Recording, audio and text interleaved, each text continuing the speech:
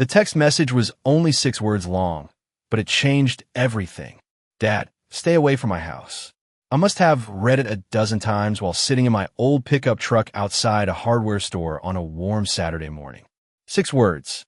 That's all it took to make me realize that the son I had spent 35 years loving, supporting, and believing in no longer saw me as family. He saw me as a problem. My name is Richard Coleman. I'm 68 years old, retired, and until recently, I thought I had a pretty good relationship with my son, Ethan. Looking back now, maybe I was the last person to notice things were changing. Maybe that's what happens when you're a parent. You keep seeing the little boy who used to run across the backyard holding a baseball glove, even when everyone else sees a grown man making his own choices. The message arrived at 8:14 that morning.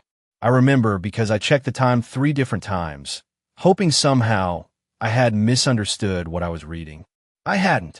Ethan wanted me to stay away from the new house he had built just outside Austin. The same house I had helped make possible. The same house I had spent 2 years hearing about during family dinners, phone calls, and weekend visits. The same house I had proudly told my friends about whenever anyone asked how my son was doing. At first, I thought there had to be some mistake. Maybe Ethan was angry about something and sent the text in frustration. Maybe Madison, his wife, and he had gotten into an argument. Maybe there was some explanation I couldn't see yet. But deep down, I already knew the truth. That message wasn't written in anger. It was written with certainty. It was the final step in a process that had been happening for a long time. The truth is, people don't wake up one morning and decide to push family away. It happens slowly. One missed phone call becomes 3. One canceled visit becomes a habit. Conversations get shorter. Invitations become less frequent. Before you realize it, you're standing outside a life you helped build, looking in through the window like a stranger. What hurt the most wasn't the house itself. It wasn't the property. It wasn't even the disrespect. It was the realization that somewhere along the way, my son had forgotten who stood beside him when nobody else could. He had forgotten the sacrifices that parents make without keeping score. He had forgotten that every success story has chapters most people never see. And what Ethan didn't know that morning was that his message had arrived 3 weeks too late. Because by the time he told me to stay away from his house, I had already made a decision that would change both of our lives forever. The decision I mentioned did not happen overnight. In fact, it began years before that text message ever appeared on my phone. Back then, Ethan and I were close. We were the kind of father and son who talked every week, watched football together during the season, and helped each other whenever life got complicated. After his mother passed away 12 years earlier, the two of us leaned on each other more than either of us would ever admit out loud. I was proud of the man he had become. He worked hard, stayed out of trouble, and built a successful career in commercial construction. When he met Madison, I was genuinely happy for him. She was smart, ambitious, and seemed to bring out the best in him. The first few years were good. Family dinners became regular events. Holidays were warm and full of laughter. For a while, I honestly believed the future would look exactly the way every parent hopes it will look.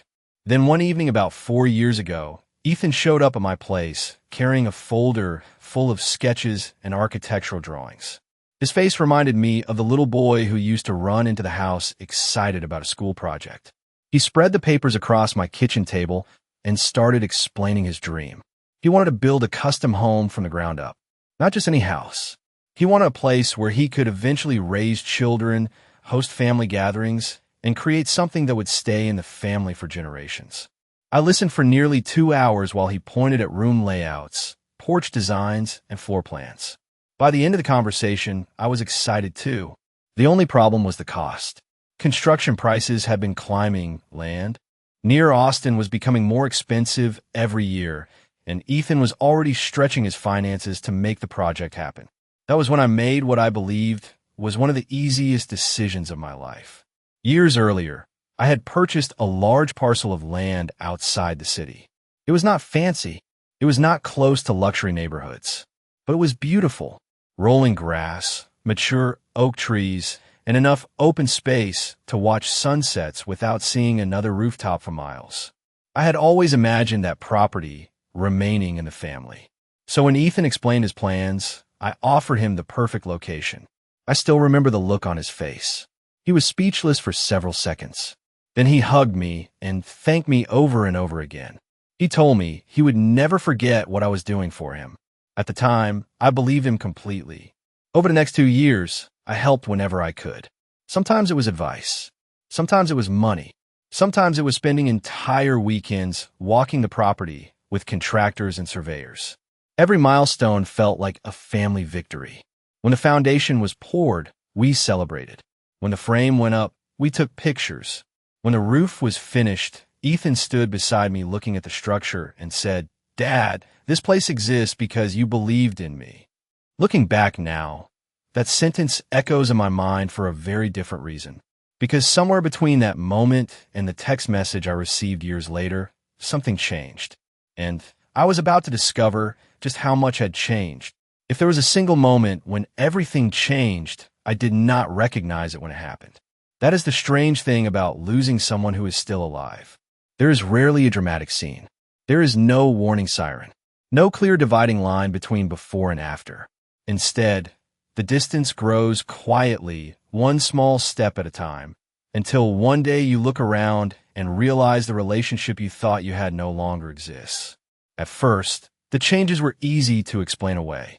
Ethan became busier after the house project moved into its final stages. Contractors were constantly calling him. Deadlines had to be met. Unexpected expenses seemed to appear every month. Whenever he missed a call or postponed dinner plans, I told myself it was normal. Life gets busy. Successful people have responsibilities. That was what I kept repeating. Then Madison started making comments that felt harmless on the surface, but stayed with me longer than they should have. During one family barbecue, she laughed and said that once the house was finished, they would finally have a place that reflected their own vision instead of everyone else's expectations. I remember smiling politely, even though something about the remark felt oddly directed at me. Another time, she joked that young couples needed space to build their own traditions without parents always being involved. Again, everyone laughed, including me. But afterward, I found myself replaying the conversation during the drive home. The invitations gradually became less frequent. Holidays that had always been spent together suddenly came with scheduling conflicts. Weekend visits turned into occasional phone calls. Phone calls turned into text messages. Text messages became brief updates that felt more like obligations than conversations. What confused me most was that nothing seemed openly hostile. Nobody argued. Nobody raised their voice. There was simply a growing sense that I was no longer included in decisions involving a future I had once been part of. Around that time, Ethan began referring to the property differently. When construction first started, he would say things like our project or family land. Later, those phrases disappeared. Instead, everything became my house, my property, my plans. The shift was subtle, but it was impossible not to notice. One afternoon, I stopped by the site unexpectedly because I was in the area. The house was nearly complete. Workers were finishing landscaping near the front entrance. Ethan was speaking with a contractor when I arrived. I waved, expecting the usual welcome. Instead, I saw something I had never seen before. Irritation. It lasted only a second before he smiled, but I caught it. He walked over and asked why I had not called first. The question itself was reasonable. His tone was what bothered me. For the first time, I felt like a visitor instead of family. On the drive home, I tried convincing myself I was imagining things. Yet the uneasy feeling remained. A few weeks later, I learned from a mutual friend that Ethan and Madison had hosted a large gathering at the new house. Nearly everyone in their circle had been invited. I had not even known the event was happening. That was the moment I stopped making excuses. Something was changing inside my son's world, and whatever place I once held in it was slowly disappearing. About 2 months after I learned about the gathering I had not been invited to, Ethan called and asked whether I could attend the official housewarming party. For a moment, I felt relieved. I thought perhaps I had been overthinking everything. Maybe the distance I felt was simply the result of busy schedules and adult responsibilities. Maybe this invitation meant things were returning to normal. I bought a gift, picked out a nice button-down shirt, and drove out to the property that Saturday afternoon, feeling hopeful for the first time in weeks. The house looked incredible. The landscaping was finished. The long driveway curved through the property exactly as Ethan had envisioned years earlier on my kitchen table. New trees had been planted near the entrance, and the back patio overlooked the rolling field where I used to walk on quiet evenings long before any construction began. Guests filled the yard. Music played softly in the background. People laughed and carried drinks while touring the home. More than once, someone approached me to compliment Ethan on what he had built. I smiled and congratulated him right along with them. I was proud of him. Despite everything that had happened recently, I was still proud of him. For the first hour, things seemed fine. Ethan greeted me politely. Madison smiled and thanked me for coming. Several neighbors introduced themselves. Then I started noticing something strange. Whenever people asked questions about the property, Ethan answered as if the land had always been his. He talked about purchasing the perfect location. He described future plans for expansion. He spoke with complete confidence about ownership and legacy. Not once did he mention how the property became available to him in the first place. I told myself it did not matter. Recognition was not why I helped him. Still, the omission stung more than I expected. Later that evening, as the sun began dropping behind the trees, I stepped away from the crowd and walked toward the edge of the yard. It had always been my favorite spot on the property. The view stretched for miles. For years, I had imagined future grandchildren running through those fields while family gathered nearby. I was standing there quietly when Ethan approached. At first, I thought he wanted to talk. Instead, he looked uncomfortable. He glanced back toward the guests before speaking. His voice was low enough that nobody else could hear. He said that Madison felt I was becoming too involved with the property. I stared at him, unsure I had heard correctly. Then he continued. He explained that now that the house was finished, they needed space to establish boundaries. He said they wanted to build their own life without constant parental presence. The words themselves were difficult enough. What came next was worse. He told me it would probably be best if I stopped dropping by altogether unless I received a direct invitation first. For several seconds, I could not respond. I simply looked at him. Standing there was the same son who once thanked me for believing in him. The same son who promised he would never forget what I had done. Yet somehow, I had become an outsider standing on land I knew better than anyone else. I left the party shortly afterward. Nobody stopped me. Nobody asked why I was leaving early. As I drove home under the fading Texas sky, a realization settled heavily in my mind. The problem was no longer a misunderstanding. Something much deeper was happening, and for the first time, I began paying close attention to details I had ignored for far too long. The weeks after the housewarming party were strangely quiet. I did not call Ethan as often, and he did not seem to notice. Part of me hoped he would reach out, maybe apologize for the conversation we had near the edge of the property, or at least explain what had been going through his mind. Instead, the silence stretched longer and longer. During that time, I found myself thinking about details I had ignored for years. One afternoon, I opened the file cabinet in my home office and started reviewing old paperwork connected to the property. At first, I was only looking for a survey map. Then I came across folders containing purchase agreements, tax records, and legal documents dating back more than a decade. I spent hours going through everything. The deeper I looked, the clearer the picture became. The land had always remained exactly where it started, under my ownership. When Ethan first proposed building his dream home, we had discussed transferring the property eventually. We talked about it several times. The intention was always there. But life moved quickly. Construction delays happened. Financing arrangements changed.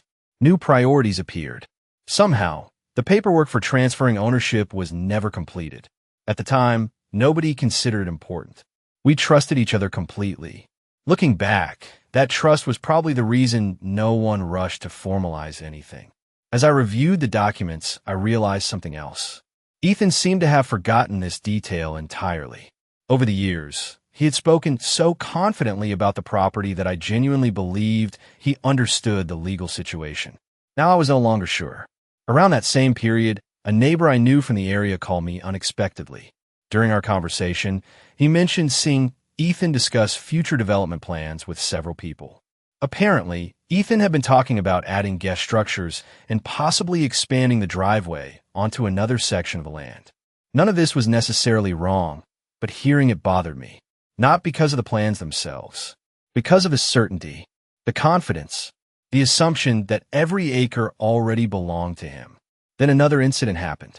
A friend forwarded me a social media post from Madison. The post featured photographs of the house and property with a caption describing everything they had built for themselves through determination and sacrifice. Thousands of people would have read it without thinking twice. Yet as I looked at those words, I noticed something missing. There was no acknowledgement of how the opportunity began. No mention of family support. No mention of the land. No mention of the years that came before the house. For the first time, I stopped feeling hurt and started feeling concerned. Not for myself, for Ethan. Because there is a dangerous thing that happens when gratitude disappears. People begin rewriting their own history. They convince themselves they arrived somewhere entirely on their own.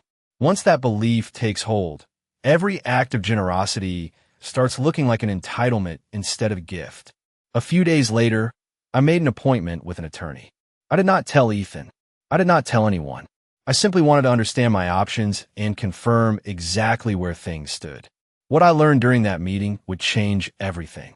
More importantly, it revealed a reality that my son clearly did not understand. And for the first time, I began to realize that the foundation beneath his confidence might not be nearly as solid as he believed. The attorney's office was located in a modest brick building about 20 minutes from my home. I had expected a short meeting, maybe 30 minutes at most. Instead, I spent nearly 2 hours there reviewing records, maps, deeds, and legal filings. By the time I walked back to my truck, I was carrying something far heavier than a folder full of documents. I was carrying the truth. The attorney confirmed what the paperwork already suggested. The house belonged to Ethan. The structure, improvements, and everything he had financed were legally his. But the land beneath it remained under my ownership. Not partially, not jointly, completely. There had never been a transfer. No deed had been recorded. No ownership change had taken place. Legally speaking, the situation was far more complicated than Ethan seemed to realize. What surprised me most was not the legal explanation. It was how calm I felt after hearing it. For months, I had been confused, hurt, and frustrated. Suddenly, those feelings were replaced by clarity. I finally understood why something had felt wrong for so long. Ethan had been acting as though a decision had already been made, when in reality, it had only been assumed. During the following weeks, I chose not to say anything. I did not confront him. I did not send angry messages. I did not mention the meeting to anyone. Instead, I watched. And the more I watched, the more concerned I became. Ethan's confidence seemed to grow with every passing month. He spoke openly about future plans for the property. He discussed expansion projects with contractors. He entertained ideas about subdividing sections of the land one day. Every conversation I heard carried the same assumption. He believed everything was already under his control. Then came the message that changed everything. It arrived on that Saturday morning while I sat outside the hardware store. The same message I mentioned at the beginning of this story. The one telling me to stay away. Reading those words was painful, but what happened afterward mattered even more. I did not respond immediately. Instead, I drove home and spent the afternoon thinking. Not about revenge, not about punishment, about responsibility. Parents spend years teaching their children that actions have consequences. Yet sometimes the hardest lesson is realizing that grown children are not exempt from those consequences simply because we love them. Over the next several days, Ethan never called to explain the message. He never apologized. In fact, his silence seemed to suggest he expected me to accept it. Then a mutual acquaintance mentioned something that caught my attention. Ethan had apparently been discussing long-term investment opportunities connected to the property. Once again, he was making plans based on ownership he did not actually possess. That was when I understood the situation could not continue indefinitely. If I remained silent, the assumptions would only grow larger. The misunderstandings would become more expensive. The entitlement would become more deeply rooted. For the first time, I stopped asking whether Ethan appreciated what had been given to him. Instead, I began asking a different question. What happens when someone becomes so certain of their position that they never bother checking whether the ground beneath them actually belongs to them at all? The answer to that question was approaching much faster than either of us realized. Over the next month, I made a series of decisions that I never imagined I would have to make. None of them were rushed. None of them came from anger. In fact, I spent more time questioning myself than anyone would probably believe. Every step forced me to ask the same painful question. Was I protecting my future, or was I giving up on my son? The answer was never simple. What made the decision easier was Ethan's behavior during that period. The distance between us did not shrink. It grew. We barely spoke. When we did communicate, the conversations felt transactional, as if I were dealing with a business acquaintance rather than family. Then one afternoon, I received a call from a real estate developer I had known casually for years. His company had been looking for land in the area because property values outside Austin had continued rising. During our conversation, he asked whether I had ever considered selling. Normally, I would have laughed off the suggestion. For years, that land represented family legacy. It was supposed to remain with future generations. But after everything that had happened, I found myself listening instead of dismissing the idea.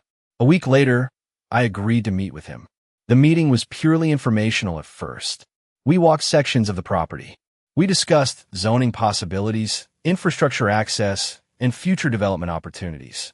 By the end of the afternoon, he presented a preliminary offer.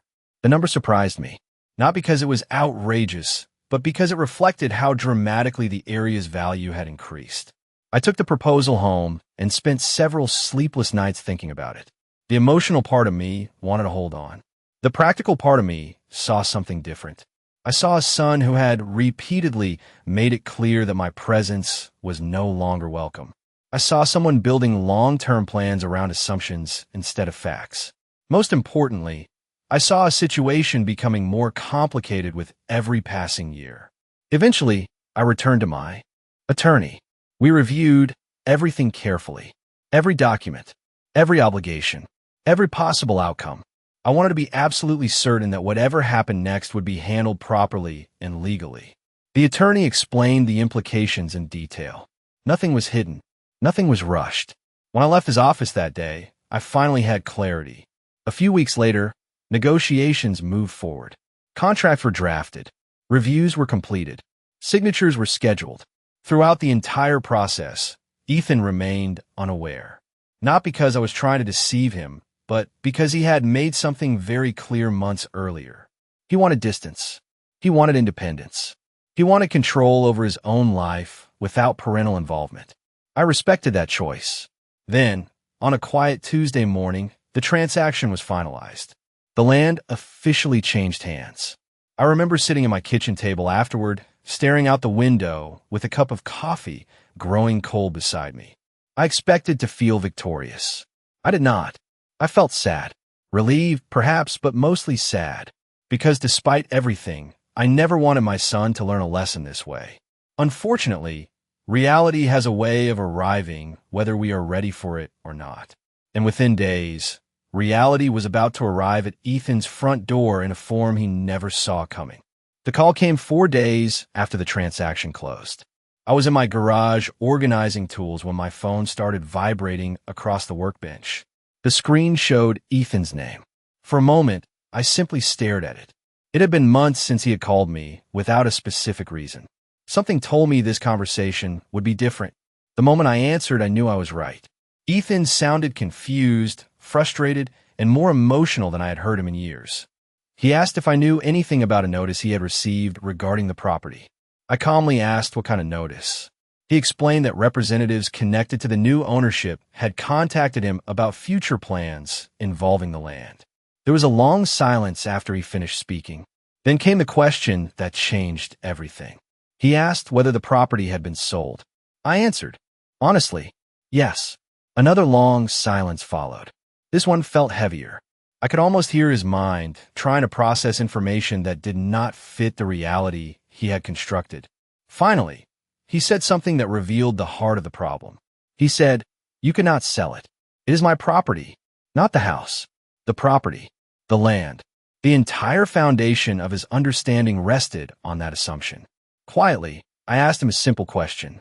Had he ever verified who legally owned the land? He did not answer immediately. Instead, he repeated that the house was his. I agreed. The house was absolutely his. Then I explained the distinction he had overlooked for years. The structure and the land beneath it were not the same thing. One had been built by him. The other had remained under my ownership from the day I purchased it more than a decade earlier. What followed was one of the most difficult conversations of my life. Ethan was not angry at first. He was stunned, truly stunned. It was as though a piece of reality had suddenly shifted beneath his feet. He asked how this could have happened. He asked why nobody had told him.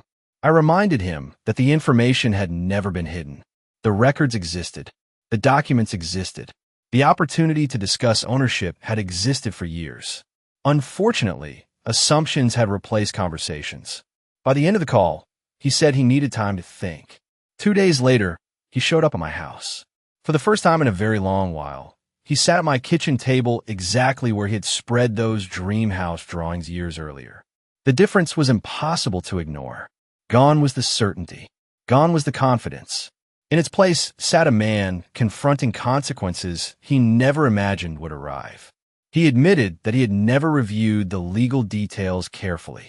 He admitted that he simply assumed everything would eventually become his. Then came a question I had been expecting. He asked why I never stopped the sale. I looked at him for several seconds before answering.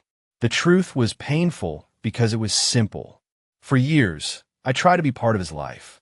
I tried to have conversations. I tried to remain involved. Every step of the way, I was told to stay back, stay away, or wait for an invitation. Eventually, I respected the boundaries he created. The problem was that those boundaries extended further than he ever realized. And now, for the first time, Ethan was beginning to understand exactly what that meant. After that conversation at my kitchen table, something changed between Ethan and me. Not instantly, not dramatically. There was no emotional speech that repaired years of distance. There was no perfect ending waiting on the other side of a difficult afternoon. Real life rarely works that way. Instead, what changed was honesty. For the first time in a very long time, we stopped talking around the problem and started talking about the problem itself. Over the following weeks, Ethan visited several more times. Sometimes we discussed practical matters involving the property and the new ownership situation. Other times we talked about things we should have talked about years earlier. He admitted that success had affected him more than he realized. As his career grew and the house project consumed his attention, he slowly began viewing independence as separation. Somewhere along the way, he convinced himself that building his own life required pushing away the people who helped him build it.